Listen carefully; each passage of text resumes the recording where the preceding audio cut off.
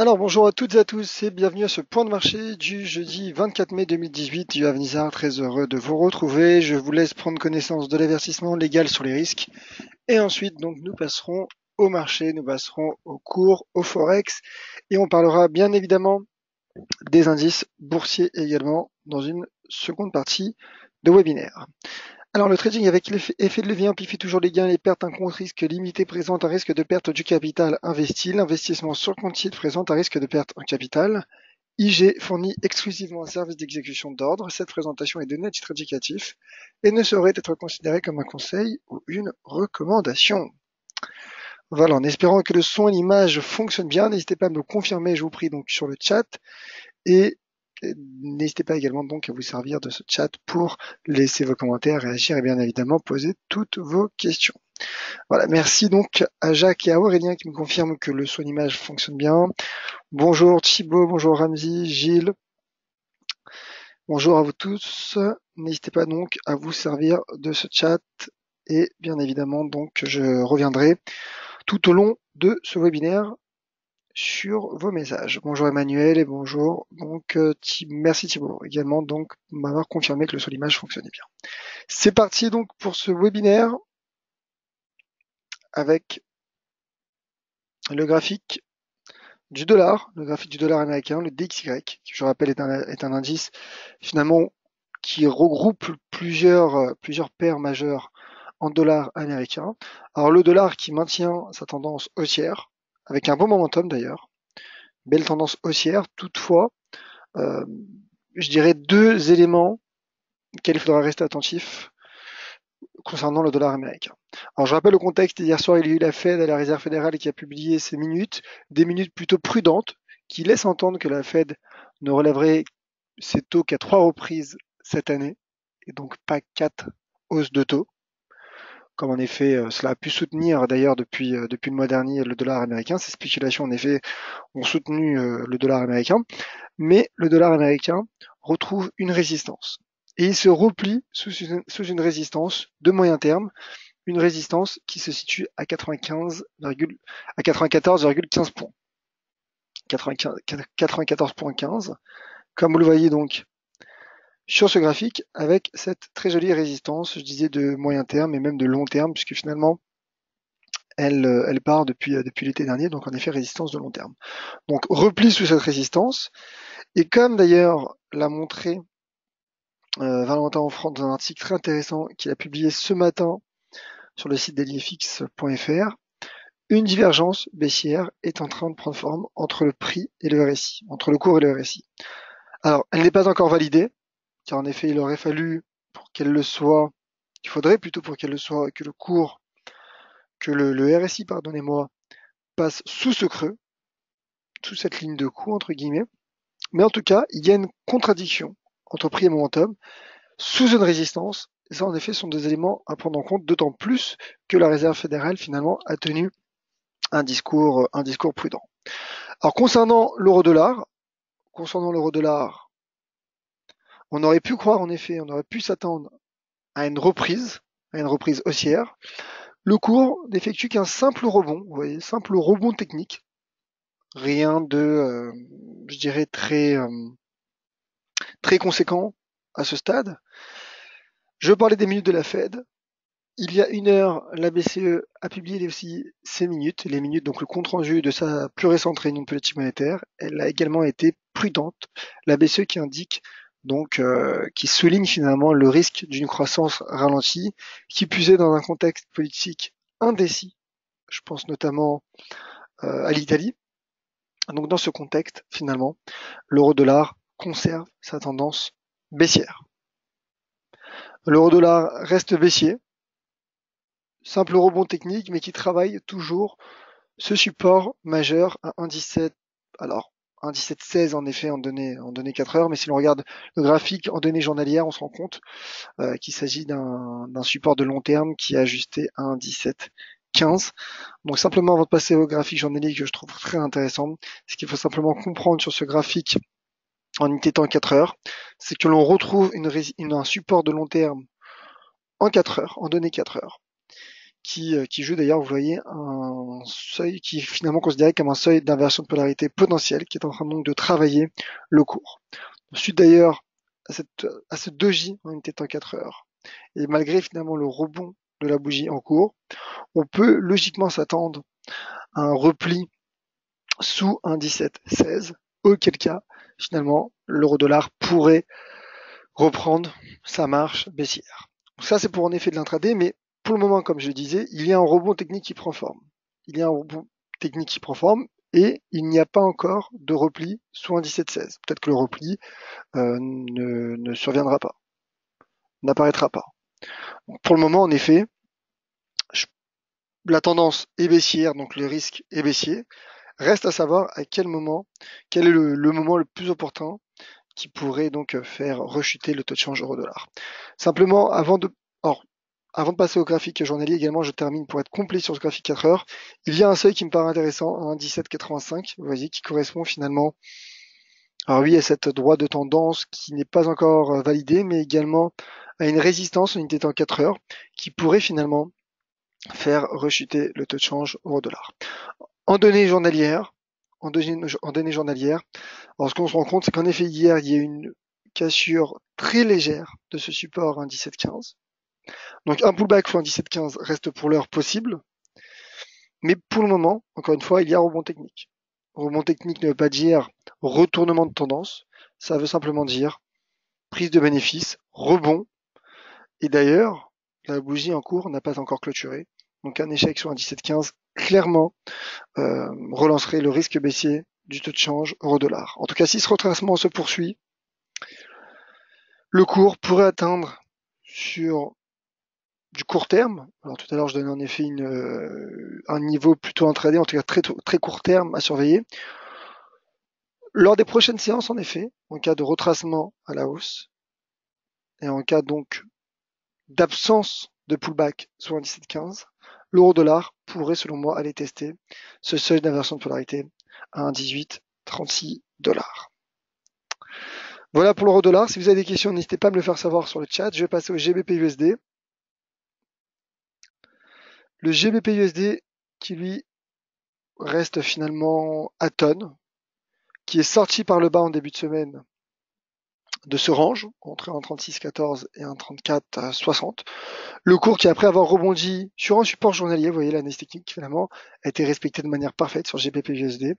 Donc après avoir rebondi sur ce support journalier à 1,3297, un support finalement donc configuré en daily, le cours a rebondi et s'apprête désormais à tester donc cet ancien support devenu résistance potentielle à 1,3460. Donc en cas de repli de pullback, soit à 34,60, le cours pourrait finalement, à l'instar des dernières semaines, lorsqu'il fluctue à l'intérieur de ce range étroit, le cours pourrait également se stabiliser entre 1,3460 et 1,3297 et ainsi donc retrouver à court terme ce support à 1,3297 qui serait donc cette stratégie serait bien sûr validée uniquement en cas de repli, donc d'échec du cours du câble sous 1,3460. L'USD Yen à présent, l'USD Yen qui retrace. L'USD Yen qui retrace et qui après avoir pourtant tenu hier son support à 110 yens, le cours effectue un breakout. Alors certes qui n'est pas encore confirmé puisque la bougie journalière n'est pas encore clôturée, mais un breakout est en train de prendre forme, d'autant plus que l'indicateur MACD, vous voyez, croise à la baisse la ligne de signal. Alors le MACD se maintient en territoire positif, mais toutefois, ce croisement à la baisse de la ligne de signal par la ligne MACD pourrait en effet procurer un risque baissier, en tout cas un risque de repli à court terme sur l'USD Yen. Alors je me mets en données 4 heures, car en unité en 4 heures, en effet, on retrouve un range intéressant, un trading range entre les 108,55 et 110 qui avait été franchi, et que le cours a de nouveau franchi, mais cette fois-ci à la baisse. Cassure donc des 110, puis pullback sous 110 et le cours donc qui se replie. Alors lui en effet en cours vous voyez avec cette bougie 4 heures, cette dernière bougie 4 heures clôturée, le cours tente un léger rebond suite à un marteau en unité de temps 4 heures. je vous l'accorde. Mais le test, finalement, le seuil, je dirais la frontière entre un potentiel haussier et un risque baissier à court terme se situe, selon moi, à 110. Voilà, selon moi, il s'agit du pivot court terme à surveiller, que pourrait, en effet, retester à court terme l'USD-Yen suite à ce marteau et formé en intake dans 4 heures. Mais toutefois, avec cette cassure du support à 110, le risque me paraît plutôt baissier en swing trading avec notamment un MACD qui accentue sa baisse. Donc en cas de baisse, bien sûr, en cas de reprise baissière, l'USD-Yen pourrait retomber sur son support de long terme à 108,55, je rappelle, je le dis souvent, mais c'est un seuil important, 108,55, et le niveau de support qui a soutenu le taux de change du USD-Yen durant la majeure partie de l'année 2017. Voilà, j'ai passé à l'AUD-USD et au NZD-USD également.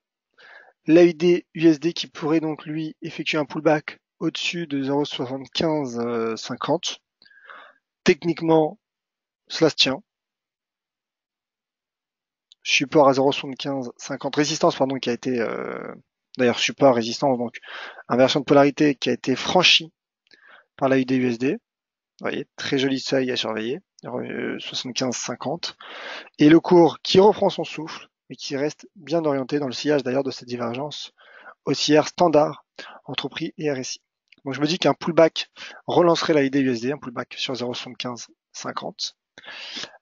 Auquel cas, la USD pourrait donc se projeter selon moi sur le seuil à 0,7644. Alors qu'en cas de cassure, il y aurait finalement ce potentiel haussier serait tout simplement écarté et invalidé.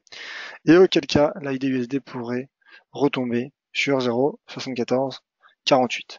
Pour l'heure, comme je disais, un pullback haussier reste possible d'un point de vue technique sur les 0,7550.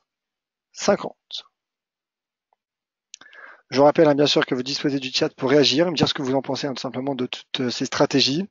N'hésitez pas donc également à me poser toutes vos questions. Et bonjour à Edward qui vient de rejoindre le chat, qui a rejoint le chat d'ailleurs. Donc n'hésitez pas à vous servir du chat.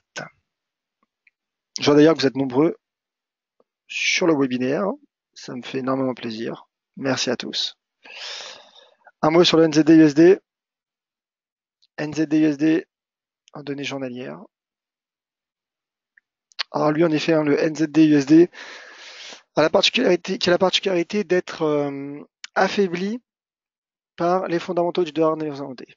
Le dollar néo-zélandais, en effet, souffre depuis maintenant plusieurs séances d'une intervention qui a lieu il y a 2 semaines, si je ne m'abuse, de l'RBNZ, qui a laissé la porte ouverte à une baisse de taux.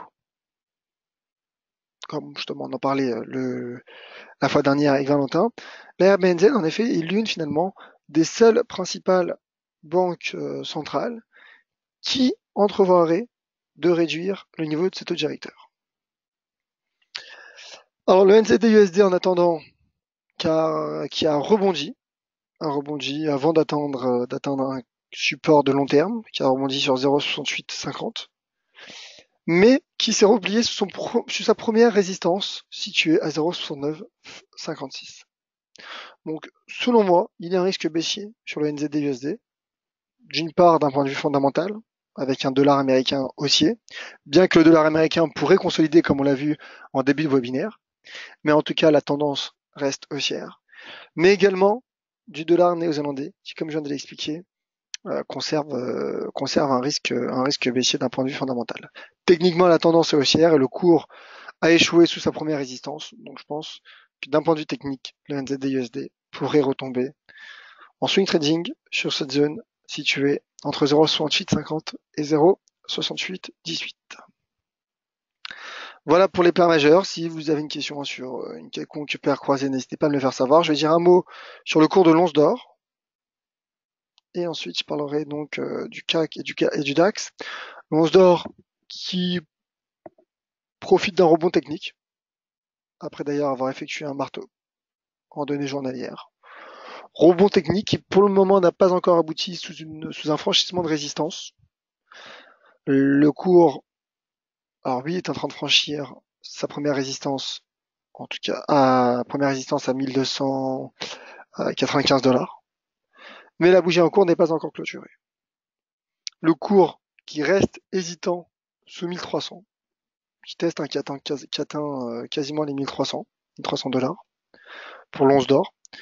Donc le prochain test serait, selon moi, pourrait avoir lieu donc à 1307 $, qui est l'ancien niveau de support majeur qui a été cassé la semaine passée, et donc qui pourrait faire réagir le cours de l'once d'or. L'once d'or retrace, l'once d'or pourrait être rejeté sous 1307 $. En attendant, le cours peine à franchir déjà sa résistance à 1295 $, mais de manière générale, le seuil symbolique et psychologique à 1300 $. Donc, pour l'heure, la tendance reste baissière, mais là, je pense qu'il y a un meilleur moment pour dégager une stratégie baissière. Je pense notamment donc à ce seuil à 1307 $. Après, bien sûr, on verra en fonction du momentum le cas échéant, mais ce que je veux dire par là, c'est que 1307 $ est un niveau qui est susceptible de faire réagir le cours de l'once d'or. Alors, le CAC et le DAX. Le DAX qui a été rejeté sous 13 151 points. Notre objectif a donc été atteint en début de semaine, puisqu'il s'agit du seuil de retracement de toute cette baisse du premier trimestre à 76,4% selon les ratios de Fibonacci. Mais il s'agit également, vous voyez, d'un niveau de support. Un niveau de support formé au mois de janvier. Donc, je dirais c'est presque logiquement que le marché ait été rejeté sous ce seuil, bien que sa tendance reste pour l'heure haussière. Le momentum, le RSI diminue, casse la bande 70. Donc ça, c'est un élément qui doit nous alerter. Toutefois, lorsque je regarde l'évolution des prix, je me dis que le DAX reste pour l'heure soutenu par une zone de support située entre les 12 900 et 12 850 points. Donc pour l'heure, le cours maintient son niveau de support, ses supports, sa zone de support. Donc dégager une stratégie baissière sur support n'est selon moi pas la meilleure chose à faire. D'ailleurs, ce n'est pas selon moi, c'est selon l'analyse technique, la théorie de l'analyse technique. Toutefois, là, en effet, en cas de cassure des 12 850 points, là, clairement, ce serait un signal baissier qui s'installerait sur, je dirais, qui frapperait le DAX. Auquel cas, le cours pourrait retomber par la suite,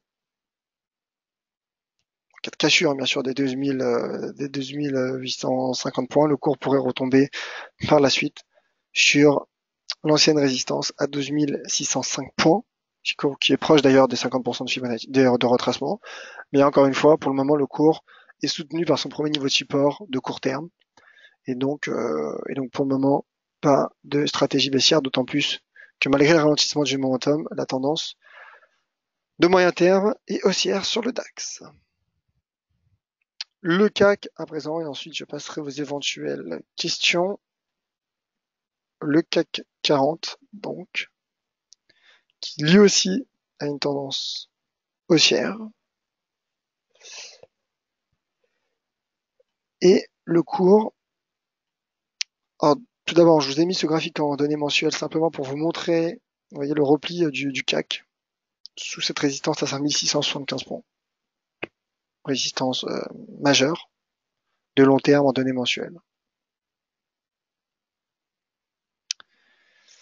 Et le CAC 40, qui est l'image du DAX, reste pour l'heure soutenu par son ancienne résistance, ses anciens sommets à 5550 points.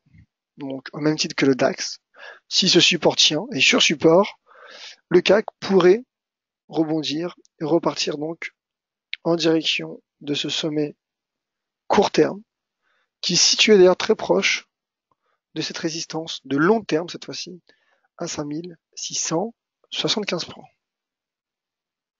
Une cassure des 5550 points pourrait en revanche prolonger ce repli du CAC et reconduire donc le CAC 40 sur 5475 points. Voilà donc pour ce tour d'horizon de la séance du 24 mai 2018. Je passe aux questions.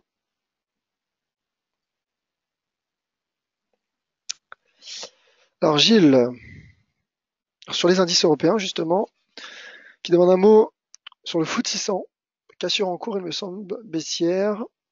Alors on regarde ça.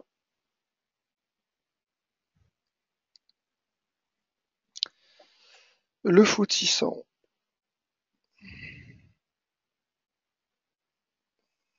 Voilà mon graphique. Cassure baissière en effet. En effet. Vous voyez donc justement, la transition est toute faite. Merci beaucoup. Car de ce qu'on vient de voir du CAC et du DAX, pour le moment, ils tiennent leur niveau de support. Le FTSE casse. Est-ce que cela pourrait être un signe avant-coureur? Peut-être. Une chose qui est certaine, c'est que le signal baissier à court terme serait donné sur le CAC et le DAX en cas de cassure des supports que je vous ai présentés il y a un instant. Donc oui, en effet, le FTSE croise à la baisse son ancien sommet à 7790 points et pourrait donc retracer à court terme sur ce seuil. Donc ça c'est pour du court terme. Un niveau de support à 7700 points. Le cours en est proche, donc en intraday en effet le cours qui pourrait atteindre les 7700 points, qui est également un seuil symbolique puisque seuil entier. Et en cas de cassure des 7700 points, le cours pourrait s'enfoncer sur les 7590 points.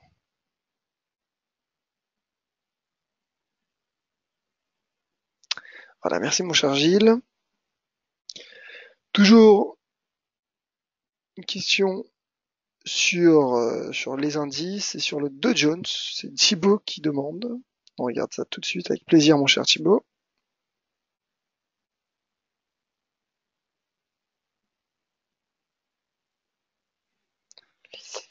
Alors, voilà. Je vous rappelle d'ailleurs, qu'en vous inscrivant à ce webinaire, vous avez reçu automatiquement une plateforme de démonstration IG. Donc n'hésitez pas à vous en servir. En tout cas, voilà, n'hésitez pas donc à contacter notre service client si toutefois vous n'avez pas reçu vos identifiants. Alors le Dow Jones, mes tracés ont disparu, mais cela n'est pas grave.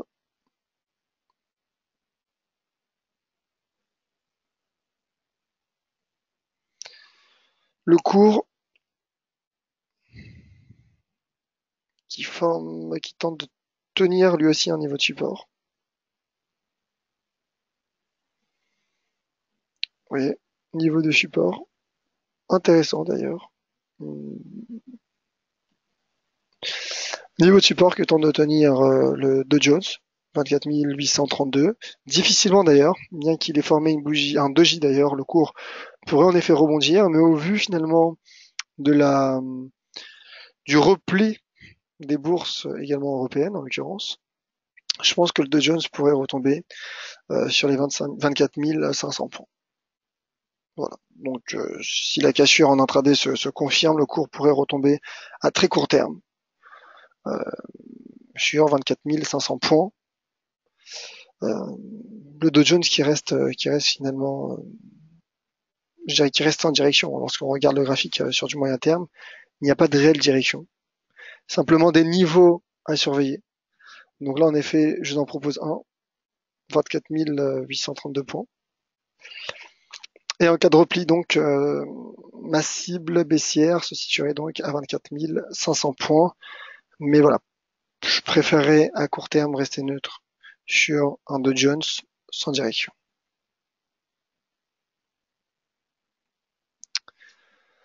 Le pétrole pour Eric. Le WTI, donc, on regarde tout de suite. Pétrole qui est aussi, hein, clairement, la tendance de fond est haussière. Il y a en effet une petite consolidation, mais qui est, je dirais, normale et logique. Le marché procède à des prises de bénéfices, il s'agit d'un simple mouvement de marché.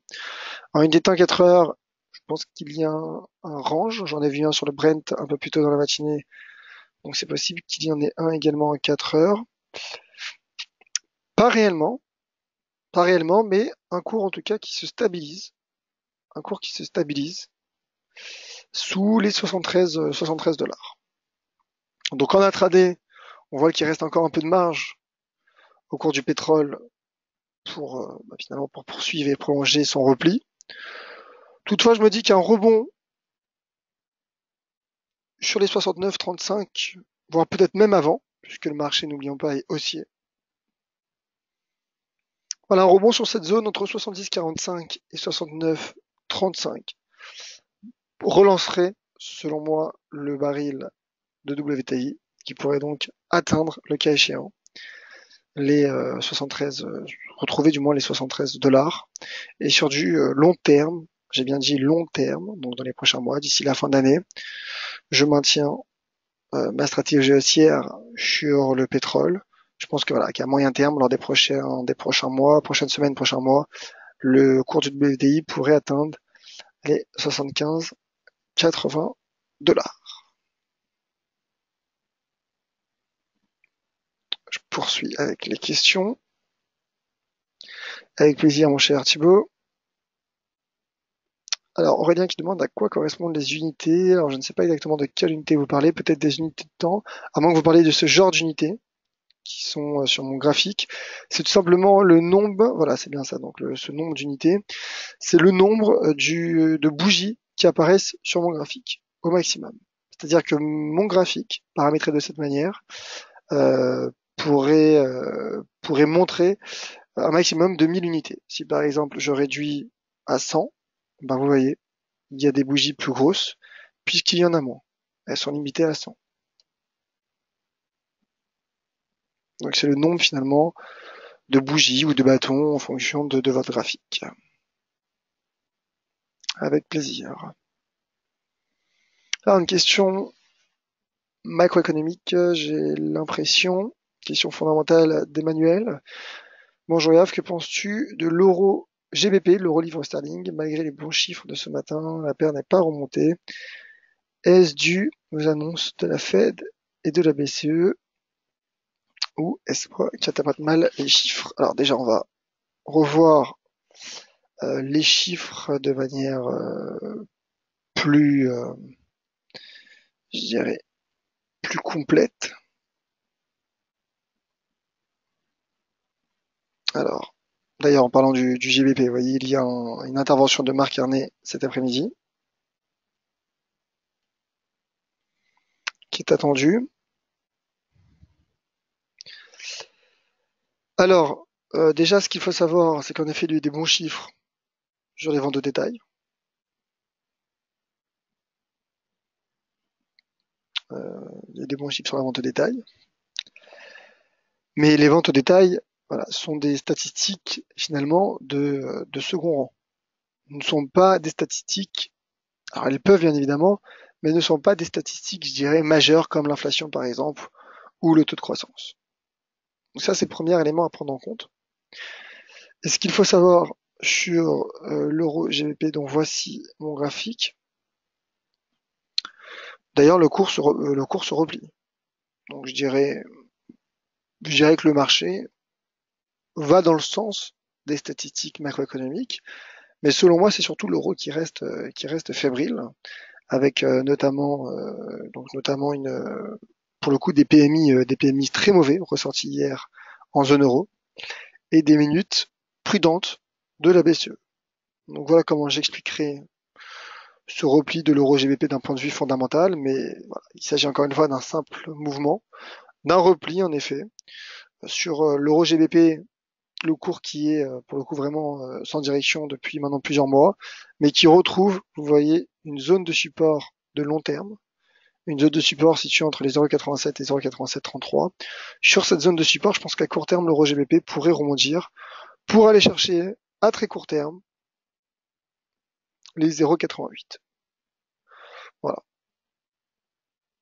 Donc ça c'est pour du court terme car finalement le cours est sur une zone de support majeure.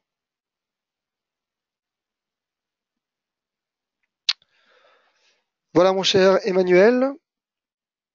Merci à Gilles qui a dû nous quitter un peu plus tôt et je pense avoir fait le tour des questions. Merci à toutes et à tous d'avoir été nombreux à ce webinaire, également nombreux sur le chat. Sachez que ça me fait énormément plaisir, vous êtes de plus en plus nombreux et c'est tant mieux. Notre prochain rendez-vous aura lieu demain à 10h30, comme chaque vendredi. Comme vous le savez, donc c'est mardi, jeudi à 14h30, mais vendredi à 10h30 pour avoir finalement mes stratégies à l'entame de la séance. Et d'ici là, bien sûr, sur Twitter, comme toujours, @yoavnizar. C'est vrai que je réponds parfois avec un peu de retard à toutes vos questions et tous vos commentaires sur Twitter, mais voilà, n'ayez crainte, je réponds dès que j'ai un moment. Merci à toutes et à tous. Passez une bonne après-midi, soyez prudents bien sûr sur les marchés.